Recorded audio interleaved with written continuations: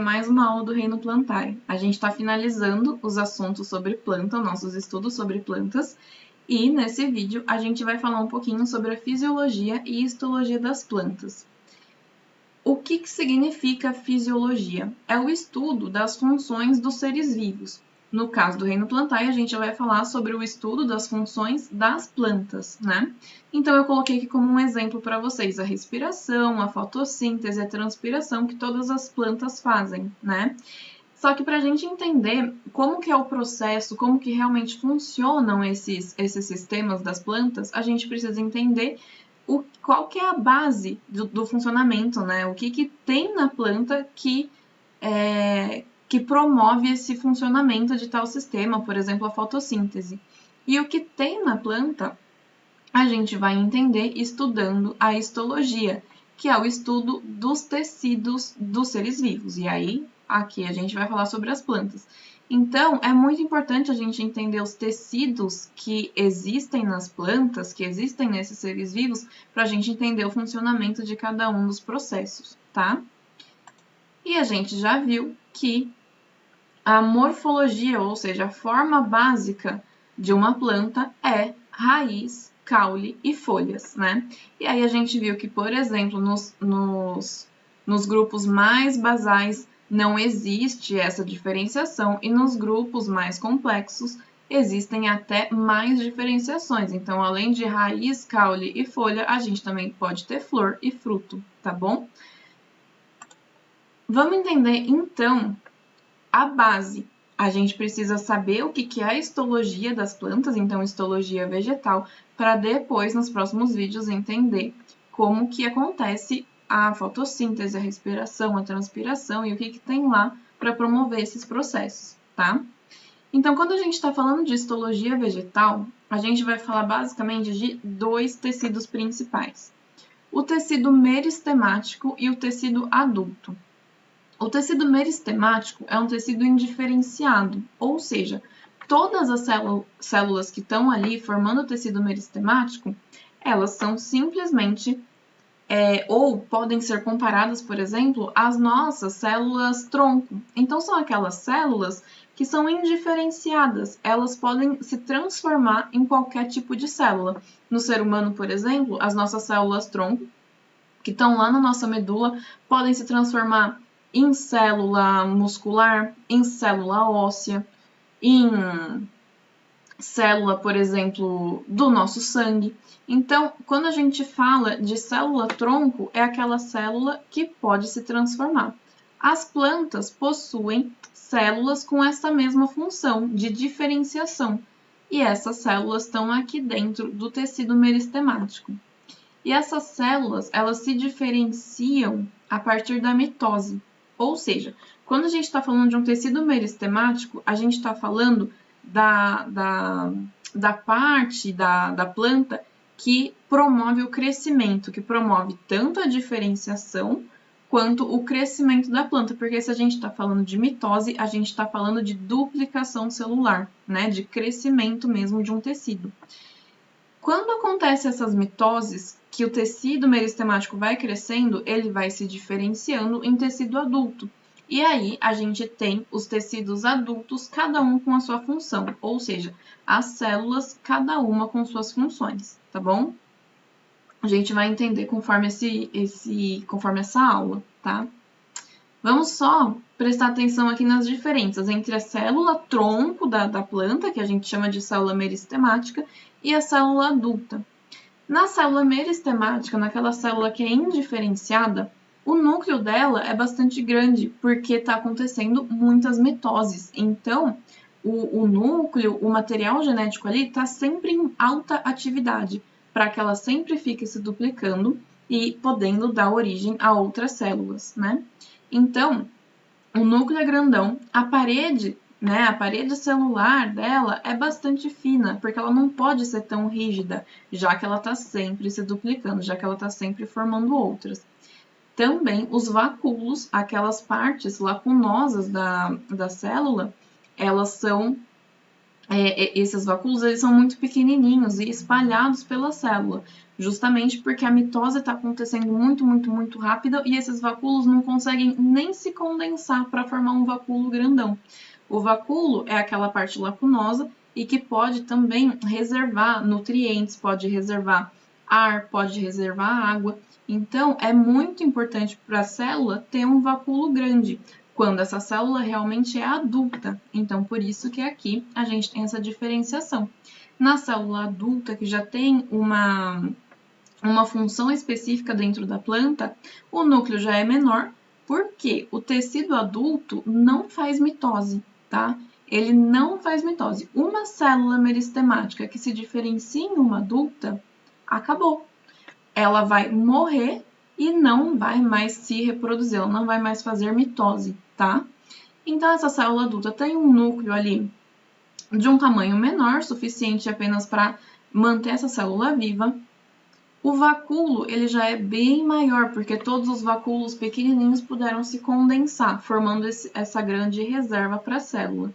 E a parede celular já é bastante espessa, porque como ela não precisa mais fazer mitose, ela precisa agora sobreviver, ela precisa ser rígida para sobreviver e continuar viva ali, combatendo qualquer tipo de patógeno, qualquer tipo de doença que a planta possa ter, tá bom? Então, tecido meristemático, muito importante, é o tecido indiferenciado, é aquele tecido que vai promover o crescimento da planta, tá bom? E o tecido adulto já é aquele que já é diferenciado, então já tem todas as funções definidas e não fazem mitose, não se duplicam, não se reproduzem essas células, tá? Então, vamos entender. Existem dois tipos de tecidos meristemáticos. É o meristema primário e o meristema secundário. O meristema primário, ele vai promover o crescimento da planta em altura, em comprimento. Então, existe um crescimento apical, que a gente chama, e um crescimento aqui inferior, que é o da raiz. Se a gente pegar a parte da folha e ver que a planta está crescendo, a gente consegue ver a altura dela. Mas se a gente olhar para debaixo da terra, está acontecendo a mesma coisa. A raiz também está ficando cada vez mais funda. E aí a planta está expandindo o tamanho em altura. E isso é o meristema primário. E a gente tem o meristema secundário, que vai deixando a planta crescer em largura. Por isso, os troncos de algumas árvores são gigantescos, são muito grandes. Então, meristema primário, crescimento em altura, ele é longitudinal. E o meristema secundário, ele é o crescimento em largura, tá?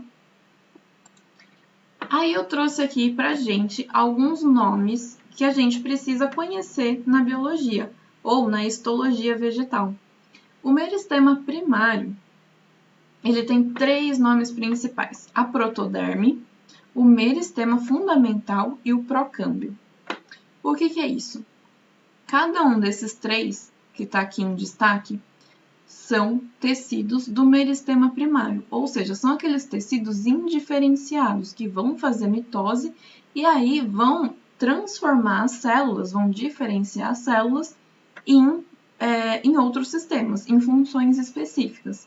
Então, a protoderme do meristema primário vai transformar as suas próprias células em epiderme. O meristema fundamental vai transformar em colênquima, parênquima e esclerênquima, e a gente já vai entender tudo isso. O procâmbio vai formar floema ou xilema primário. Ele forma 2 tipos de tecidos, justamente por isso ele chama câmbio, de mudança, tá bom? Uma hora ele está produzindo floema e outra hora ele está produzindo xilema.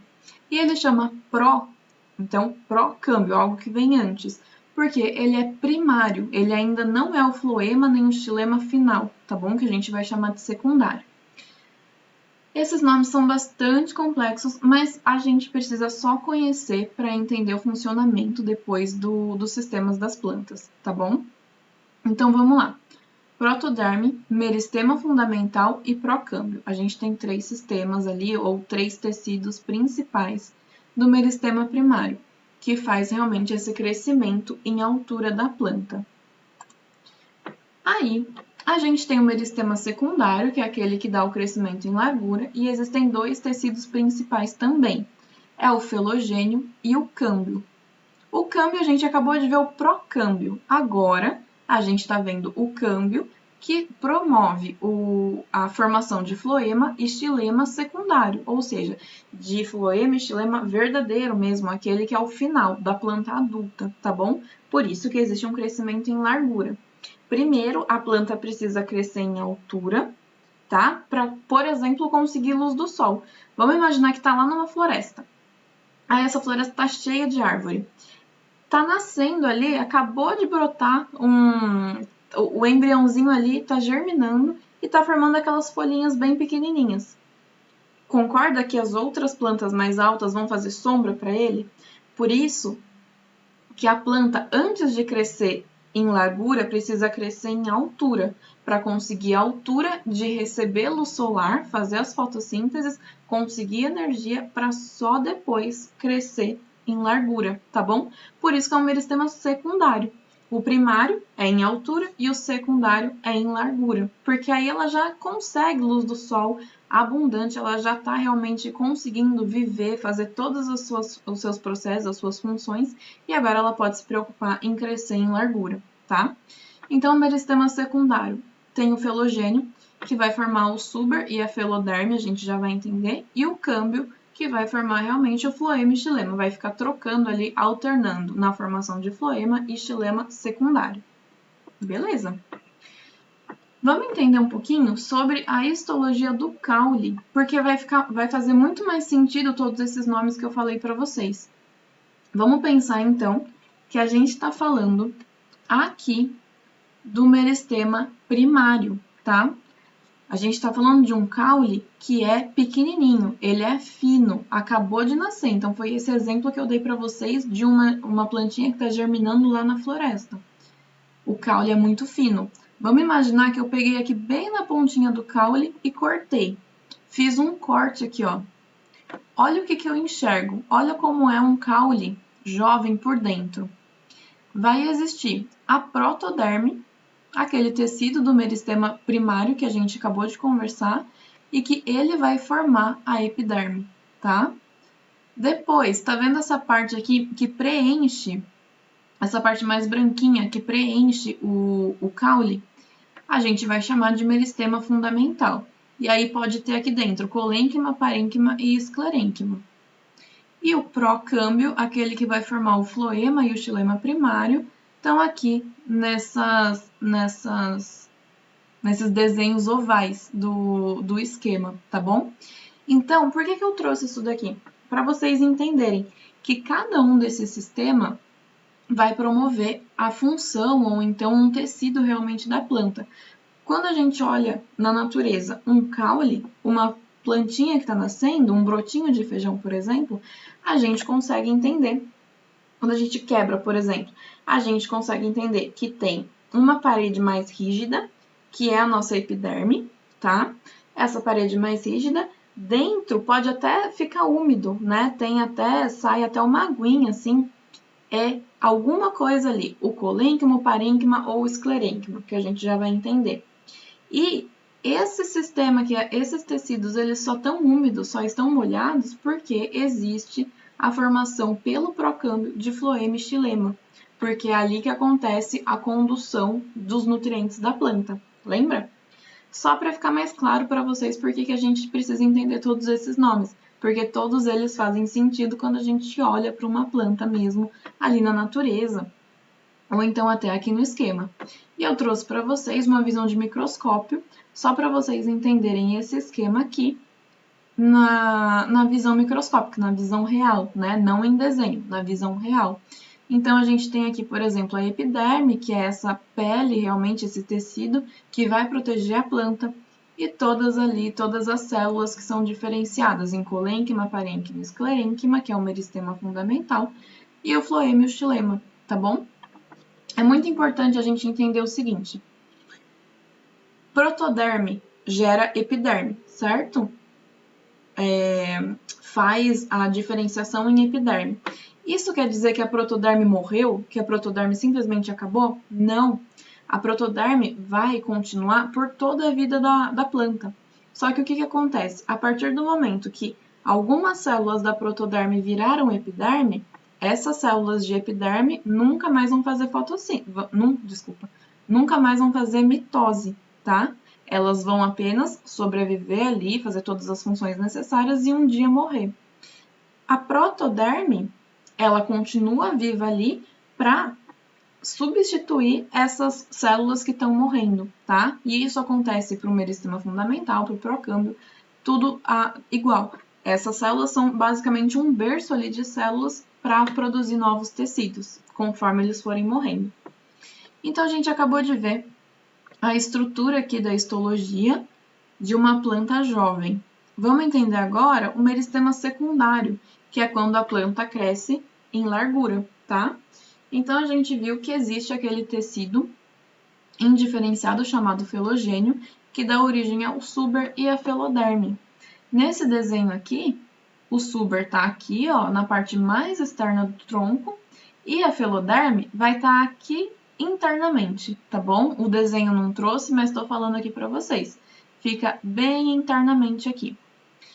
E aí, a gente já consegue entender que a gente está falando realmente de uma coisa mais macro, né? De uma coisa mais visual, que é realmente um tronco de árvore. Toda aquela casca de árvore que a gente vê é o suber. E o suber é um tecido morto, porque é um tecido realmente de proteção da planta, tá? Ali as células já estão mortas, mas elas continuam presas na árvore justamente para criar uma camada de proteção de todos os outros tecidos vivos, tá bom? Super importante isso. Depois a gente vai ter o câmbio, que vai formar o floema e o xilema. E agora ele é o floema e o xilema secundário, ou seja, aquele que vai permanecer por toda a vida da planta, tá bom? O floema está sempre na parte mais externa da planta, então vem o suber, que é as células mortas, a casca mesmo do tronco. Vem o floema, tá? Depois vem o câmbio, que é esse tecido que vai originar tanto o floema quanto o xilema, que está recheando todo o tronco ali, todo o caule por dentro. Então, olha só esse desenho, tá? Esse esquema. Uma coisa muito importante. O suber, eu acabei de falar para vocês que ele é morto, certo? Ele é morto para proteger a planta.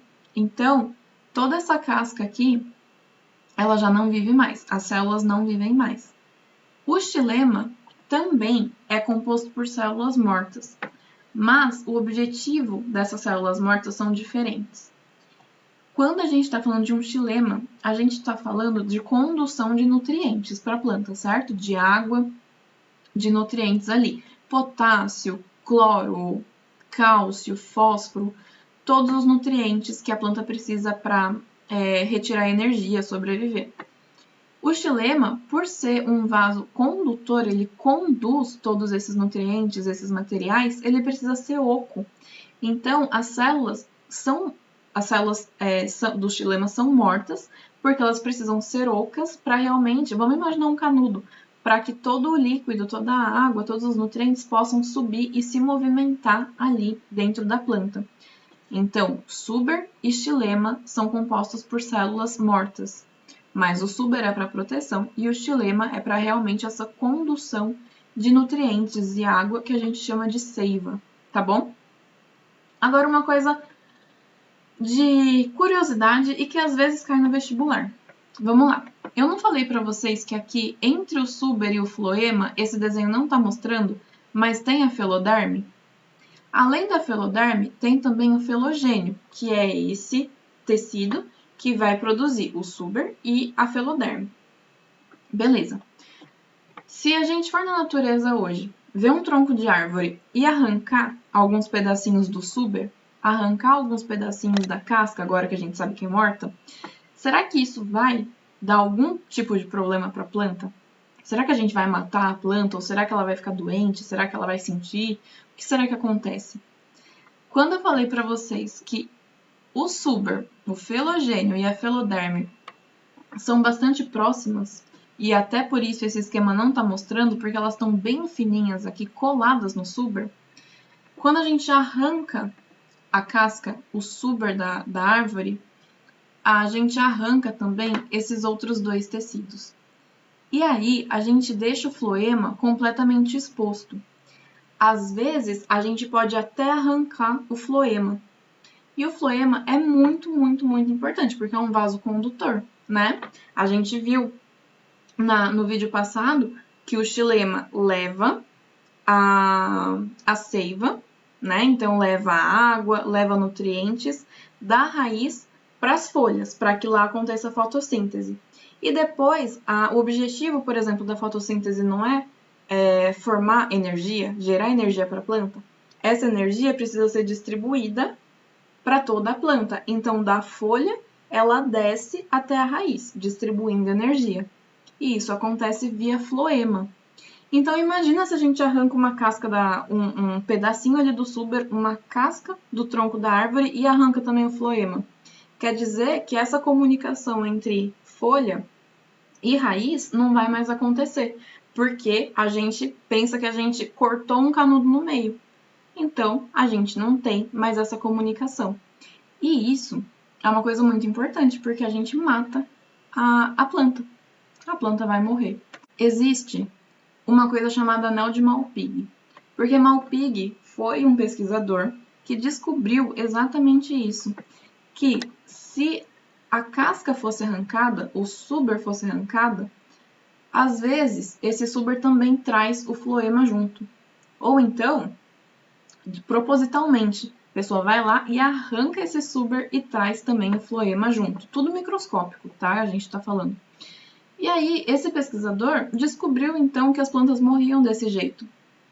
E aí, para conseguir madeira, para conseguir realmente que a planta morresse ali, para fazer papel, por exemplo, ele entendeu que se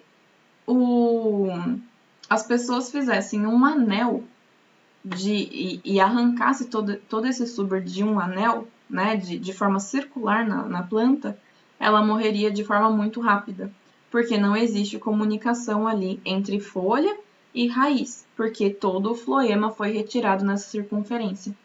E aí a planta morre. Isso é o anel de Malpighi. Às vezes alguns vestibulares vão pedir para vocês explicarem por que a planta morre. Então é exatamente por isso, porque o floema fica na parte mais externa da planta. Vem o suber, que é a parte morta, né, a casca, que está protegendo realmente toda essa parte interna, que é o floema e o xilema, tá? Então, quando a gente arranca o suber ou faz o anel de Malpighi, a gente está tirando também o floema. E aí, só para ficar claro para vocês, o que acontece? A gente falou que o suber, a gente está falando até agora, que é esse tecido morto de proteção. E eu comentei com vocês que o xilema era oco. Então, só trouxe aqui, depois, nos próximos vídeos, a gente vai entender certinho, mas eu só trouxe pra gente entender. As células são realmente ocas. Tá vendo aqui, ó? Como se fosse um canudinho mesmo. Elas são mortas para que a seiva possa ser conduzida, tá bom? Dentro desses canudos aqui, dentro dessas células que chamam elementos de vaso. E depois a gente vai entender certinho.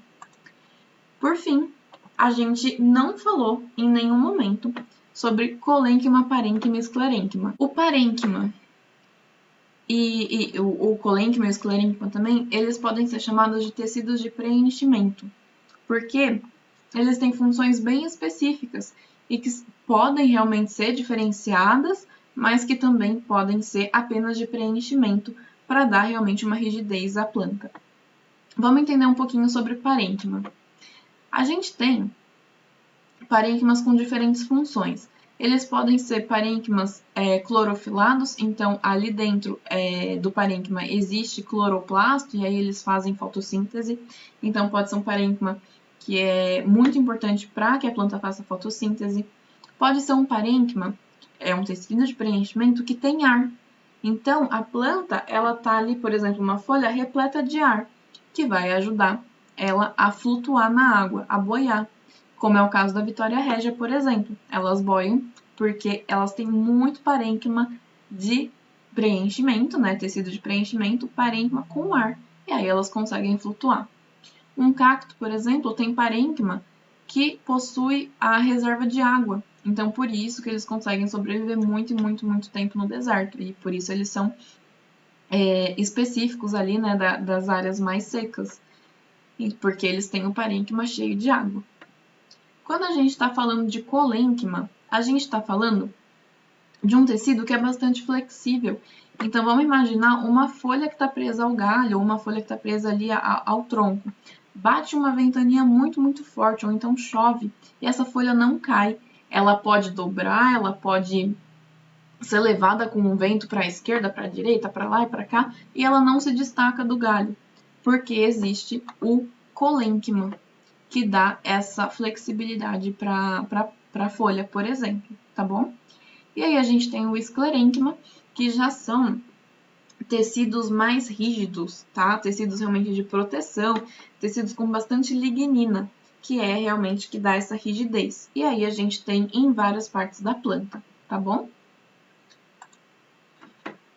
Terminamos por hoje. A gente viu bastante sobre a histologia. Ainda tem muita coisa a ser vista. A gente viu nesse vídeo a histologia basicamente do caule, mas depois a gente vai entender a histologia da raiz e a histologia também das folhas. E aí, no próximo vídeo, eu já vou explicar para vocês a histologia de folha e raiz junto com as funções delas, tá bom? Então, esse vídeo foi bastante importante para a gente entender quais são os tecidos. A partir do próximo vídeo, a gente já vai saber o que é um parênquima, a gente já vai saber o que é um suber, e aí eu posso usar essas terminologias, essas palavras com vocês, tá bom? Então, bom descanso e até o próximo vídeo.